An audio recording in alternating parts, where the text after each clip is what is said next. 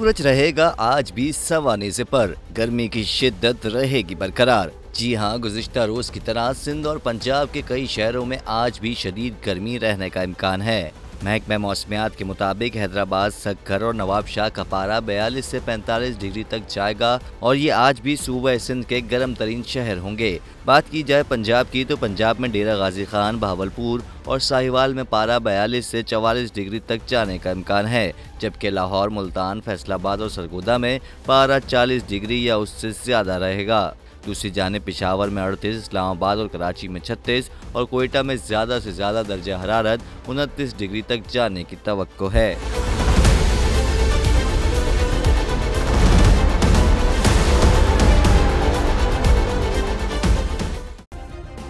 Subscribe करें और bell दबाएं ताकि कोई खबर रह न जाए।